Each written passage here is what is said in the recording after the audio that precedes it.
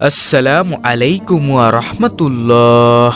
প্রিয় দর্শক, আমাদের প্রিয় নবী হযরত মুহাম্মদ সাল্লাল্লাহু আলাইহি সাল্লামের পবিত্র বাণীতে এসেছে, ফরজ নামাজের সালাম ফিরিয়ে এই দোয়াসমূহের আমল করলে কিয়ামতের দিন হাসতে হাসতে জান্নাতে যেতে পারবেন ইনশাআল্লাহ, এবং মৃত্যুর পরপরই আপনার কবরখানা জান্নাতে পরিণত হয়ে যাবে ইনশাআল্লাহ। প্রিয় দর্শক, এখন যে আমলগুলো বলবো তা প্রত্যেকটি সহিহ হাদিস দ্বারা প্রমাণিত।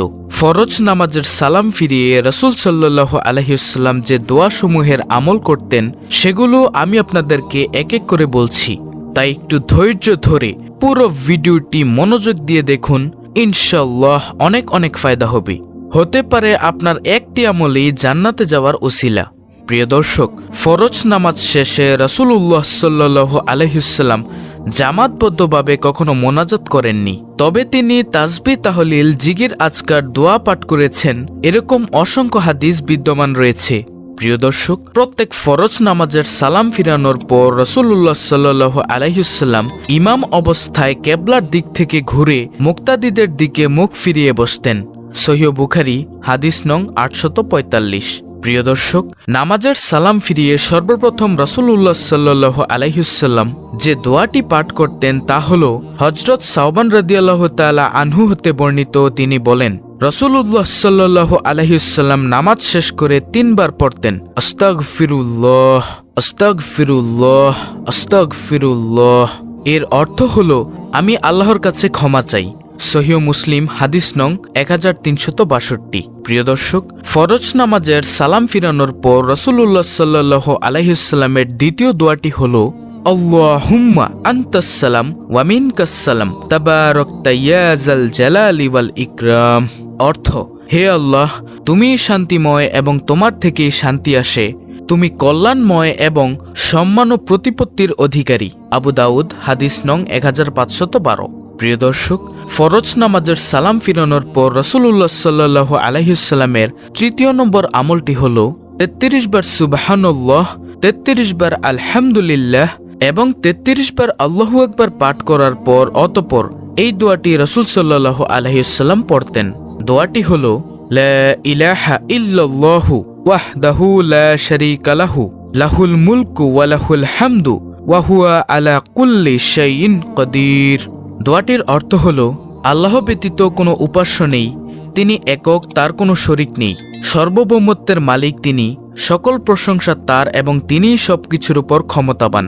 হযরত আবু হুরায়রা রাদিয়াল্লাহু তাআলা আনহু থেকে বর্ণিত, তিনি বললেন, রাসূলুল্লাহ সাল্লাল্লাহু আলাইহি ওয়াসাল্লাম বলেছেন, যে ব্যক্তি প্রত্যেক ওয়াক্ত সালাত শেষে 33 বার আল্লাহর তাসবিহ বা পবিত্রতা বর্ণনা করবে, 33 বার আল্লাহর তাহমিদ বা আল্লাহর প্রশংসা করবে এবং 33 বার আল্লাহর তাকবীর তথা আল্লাহর মহত্ব বর্ণনা করবে, আর এমনভাবে 99 বার হওয়ার পর শততম পূর্ণ করতে বলবে, লা ইলাহা ইল্লাল্লাহু ওয়াহদাহু লা শারীকা লাহু, লাহুল মুলকু ওয়া লাহুল হামদু ওয়া হুয়া আলা কুল্লি শাইইন কাদির। এই দোয়াটি সে ব্যক্তির গুনাহসমূহ সমুদ্রের ফেনা পরিমাণ হলেও আল্লাহ তাআলা তা ক্ষমা করে দিবেন। সহিহ মুসলিম হাদিস নং 1239। প্রিয় দর্শক, এই আমলের অন্য একটি নিয়ম আছে, আর তা হল 33 বার সুবহানাল্লাহ, 33 বার আলহামদুলিল্লাহ এবং 34 বার আল্লাহু আকবার পাঠ করা। প্রিয় দর্শক, ফরজ নামাজের সালাম ফিরানোর পর রাসূলুল্লাহ সাল্লাল্লাহু আলাইহি ওয়াসাল্লামের 4র্থ নম্বর আমলটি হল, আল্লাহুম্মা ইন্নী আসআলুকা ইলমান নাফিয়া ওয়া রিজকান তাইয়্যিবা ওয়া আমালান মুতাকাব্বালা। দোয়াটির অর্থ হল, হে আল্লাহ, আমি আপনার নিকট উপকারী জ্ঞান, পবিত্র রিজিক এবং কবুলযোগ্য আমল প্রার্থনা করি। এটি ফরজ নামাজের সালাম ফিরানোর পর পড়তে হয়। প্রিয় দর্শক, ফরজ নামাজের সালাম ফিরানোর পর রাসূলুল্লাহ সাল্লাল্লাহু আলাইহি ওয়াসাল্লামের 5ম নম্বর আমলটি হল আয়াতুল কুরসি পাঠ করা। আয়াতুল কুরসি হল সূরা বাকারার 255 নং আয়াত। আমি আপনাদেরকে স্ক্রিনের মধ্যে বাংলা উচ্চারণ সহ আয়াতুল কুরসিটি দিয়ে দিচ্ছি। আপনারা যদি আরবি পড়তে না পারেন তাহলে বাংলা উচ্চারণটা দেখে শিখে নেবেন ইনশাআল্লাহ। প্রিয় দর্শক, আয়াতুল কুরসির ফজিলত, রাসূলুল্লাহ সাল্লাল্লাহু আলাইহি ওয়াসাল্লাম বলেছেন, যে ব্যক্তি প্রত্যেক ফরজ নামাজের পর সালাম ফিরিয়ে কোনো কথাবার্তা না বলে সাথে সাথে আয়াতুল কুরসি পাঠ করবে, তাকে জান্নাতে যাওয়া থেকে মৃত্যু ব্যতীত আর কোনো কিছু বাধা দিতে পারবে না। সুবহানাল্লাহ। সহিহ মুসলিম নাসাই শরীফের হাদিস। প্রিয় দর্শক, আয়াতুল কুরসি রাতে ঘুমানোর সময় পাঠ করলে সকাল পর্যন্ত তার হেফাজতের জন্য একজন ফেরেশতা পাহারায় নিযুক্ত থাকে, যাতে শয়তান তার নিকটবর্তী হতে না পারে। সহিহ বুখারী। এরপরে ফরজ নামাজের সালাম ফিরানোর পর রাসূলুল্লাহ সাল্লাল্লাহু আলাইহি ওয়াসাল্লামের 6 নম্বর আমলটি হল ফজর ও মাগরিবের নামাজের সালাম ফিরিয়ে 7 বার আল্লাহর নবী সাল্লাল্লাহু আলাইহি ওয়াসাল্লাম এই দোয়াটি পড়তেন। দোয়াটি হল আল্লাহুম্মা আজিরনি মিনান নার। দোয়াটির অর্থ হল, হে আল্লাহ, আমাকে জাহান্নাম থেকে মুক্তি দিন। রাসূলুল্লাহ সাল্লাল্লাহু আলাইহি ওয়াসাল্লাম বলেছেন, এই দোয়া নিয়মিত পাঠ করলে তাকে জাহান্নাম থেকে মুক্ত বলে লিখে দেওয়া হবে। ইমাম মুসলিম ইবনে হারিস ইবনে মুসলিম তামিমি রহমাতুল্লাহি বলেন, আমার পিতা ইবনে হারিস রাদিয়াল্লাহু তাআলা আনহু এক যুদ্ধ থেকে ফেরার পর রাসূলুল্লাহ সাল্লাল্লাহু আলাইহি ওয়াসাল্লাম তাকে বললেন, ফজরের নামাজ শেষ করে কারোর সাথে কথা বলার আগে তুমি 7 বার এই দোয়াটি পড়বে। দোয়াটি হল আল্লাহুম্মা আজিরনি মিনান নার। অর্থ, হে আল্লাহ, আমাকে জাহান্নাম থেকে মুক্তি দিন।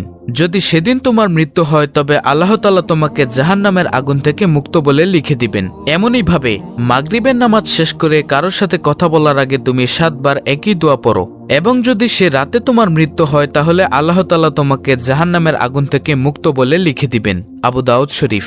প্রিয় দর্শক, ফরজ নামাজের সালাম ফিরানোর পর রাসূলুল্লাহ সাল্লাল্লাহু আলাইহি ওয়াসাল্লামের 7 নম্বর আমলটি হল ফজর ও মাগরিবের নামাজের পরে সূরা ইখলাস 3 বার, সূরা ফালাক 3 বার এবং সূরা নাস 3 বার। অন্যান্য ফরজ নামাজ শেষে এই সূরা 3টি একবার করে পাঠ করতেন। সূরা ইখলাস, সূরা ফালাক ও সূরা নাস প্রত্যেকটি 3 বার করে ফজর ও মাগরিবের নামাজের পরে পাঠ করলে রাসূলুল্লাহ সাল্লাল্লাহু আলাইহি ওয়াসাল্লাম বলেন, সকাল সন্ধ্যায় এগুলো পাঠ করলে তোমার আর কিছুই দরকার হবে না। সুবহানাল্লাহ।